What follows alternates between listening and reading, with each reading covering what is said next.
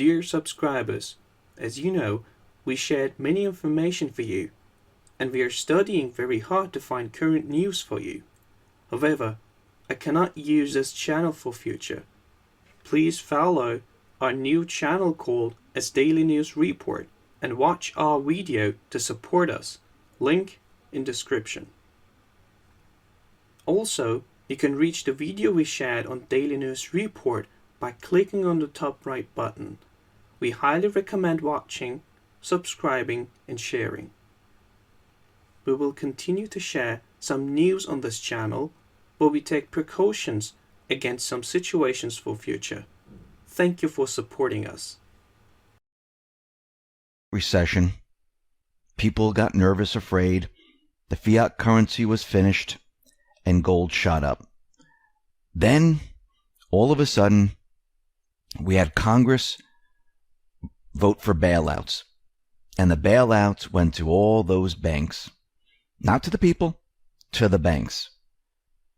And all of a sudden, gold was smashed down from that point on until 2016, when gold started to rise. Remember, gold is the insurance policy against fiat currency. Gold retains its value. Yes, the central bankers, they figured out a way to manipulate it with paper contracts. But without paper contracts, gold wouldn't be at 1900. It would be much, much higher, because the fiat currency, not just here in the United States, but around the world, it is collapsing. That is the central bank system that is collapsing. It's been collapsing for quite a while. And this is why we're continually see gold move up. And I do believe it's going to continue on. Why? Because gold is going to destroy the central bank system. Because when people understand and realize what real money is, what sound money is, and paper currency doesn't hold its value, people are going to start to wake up. The Great Awakening is not just people waking up to the fact that the mainstream media lies to you.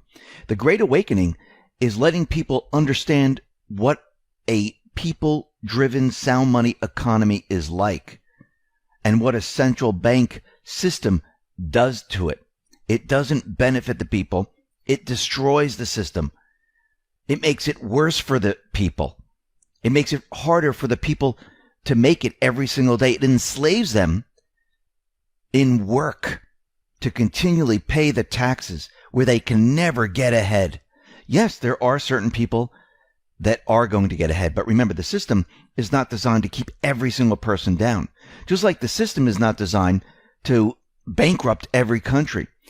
There's always that limbo state where they have to keep the balance. Keep the countries in debt, but make sure they don't default, because if they default, then you'll know it's the central banker's problem. Do not put the entire country into poverty, because no one will accept the system.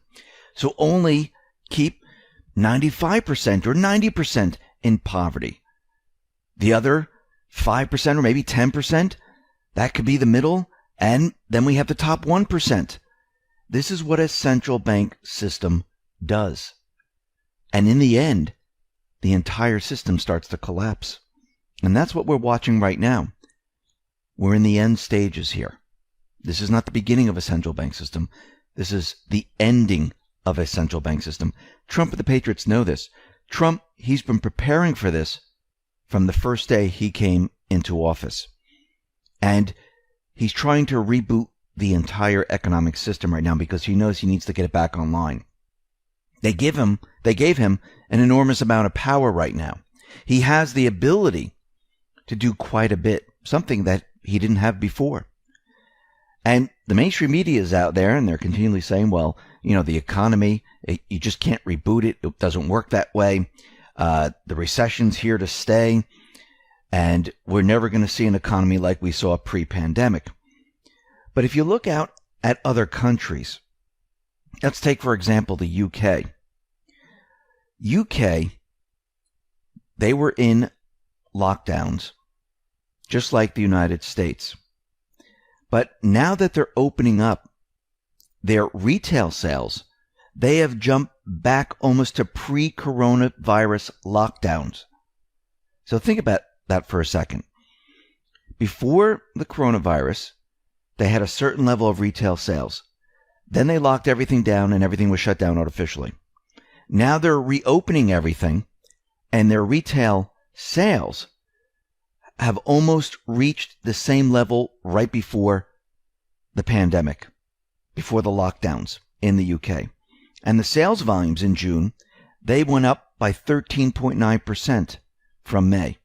This is a 70% surge, and it was in clothing, footwear, and everything else, which shows you that if everything opened up, if everything was at 100% capacity, the economy would bounce right back. But again, the deep state, the central banks, they don't want that to happen because they know if that happens, what did Trump just do? He just took an economy, which they've been talking about how we're in a recession/depression, that nobody can make it bounce back to where it was. If he accomplishes this, they're all screwed. Everything that they talked about is fake, phony, and false. Actually, Trump also detached himself from Obama, his economy, which the mainstream media kept on talking about, where, oh, he just took Obama's economy, that's why it was so successful. They don't want anyone to realize that now he built it up without Obama. Think about what's happening right now. But the economy is still pushing up. The economy is still rising.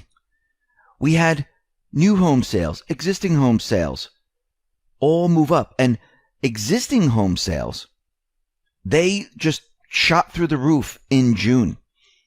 Now, new home sales, they were expected to continue their recovery, but at a very slow pace from May. However, guess what happened? They shot up by 13.8%. What was the expectation? It was 3.6%. So, new home sales shot up like crazy.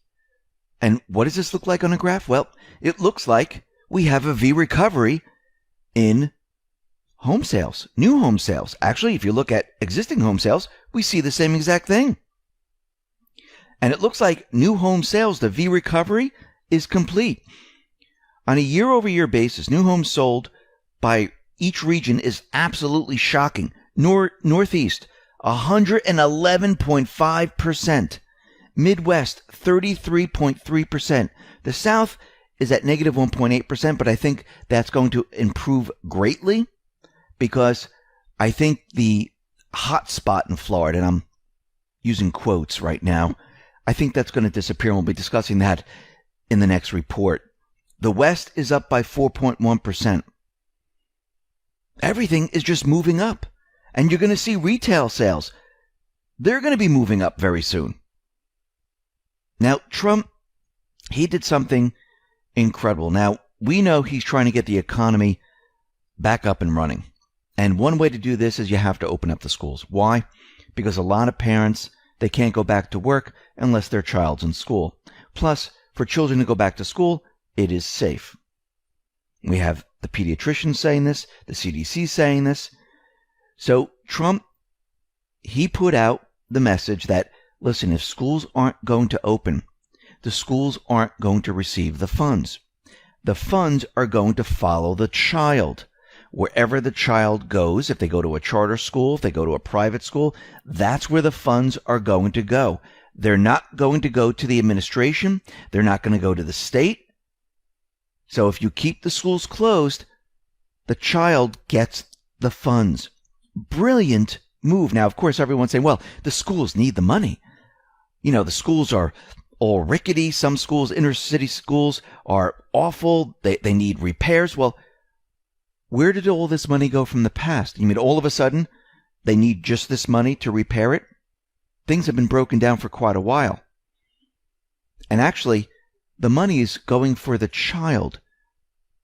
That's who's getting the education. If you don't want to open up the school and it's that bad, then maybe the students need to go other places and let the money follow them so they can get an incredible education. And of course, this counters everything they're trying to do, but puts the funds to good use. Now, something else is very interesting is that Elon Musk, he's going to be building a manufacturing plant in Texas. This is what Trump tweeted out. Great job by Elon Musk in agreeing to build in Texas what is expected to be the largest auto plant anywhere in the world. He kept his word to me. Texas and Tesla are big winners. Made in the USA. Boom. What is that going to do? It's going to create jobs in Texas. And Trump, he's just not stopping there. We know that he defunded the World Health Organization. He's going after the World Trade Organization. But Trump did something else that's very interesting. He was giving a press conference today talking about how he's slashing drug prices, which is going to help every American. But something else he was talking about, that the U.S. will no longer subsidize the cost of socialized health care in other countries. Canada, Germany, and other countries. Now think about that for a second. A lot of these other countries, they receive funds from the U.S. Actually, if the U.S. cut off Europe, Europe would probably collapse. When you look at socialist countries, who's funding the countries? Is it the U.S.? Is the U.S. sending funds to these countries who have socialist programs? Why is the U.S. doing it? Well, yes, we are the reserve currency of the world, but the globalists set this up. What is Trump doing right now? He's reversing everything that the globalists have done.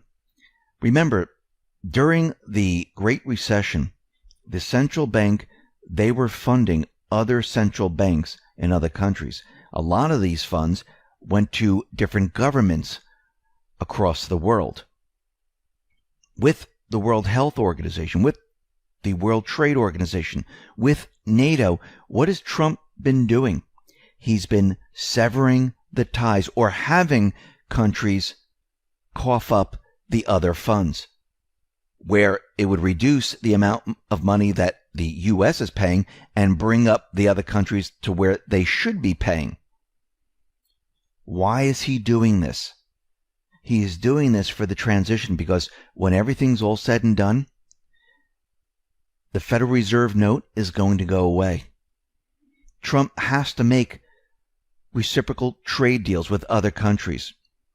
We can't use the funds now to fund the rest of the world. All of this has to be stopped. Remember, this was a globalist system that they put together. And what did they do? Well, first they moved companies' manufacturing to where? China. China had the manufacturing, had all this based in China because we know what China was supposed to be. The U.S. would then order products from China. China would then take those funds to keep Europe afloat. Now that manufacturing is being diversified and the supply chains are being broken up, China is going to be weakened. China will not have the funds to fund Europe. Trump cutting off the WHO, cutting off WTO, dropping the hammer on the subsidized costs for socialized healthcare in other countries. Europe is going to be struggling. China is going to be struggling. Not the U.S. Those areas that are still mixed in with the globalist system, the people there are going to finally figure it out and say, we don't want this anymore. You're going to start to see change in all of these places. And this is just the beginning. And people are going to say, this is just the beginning.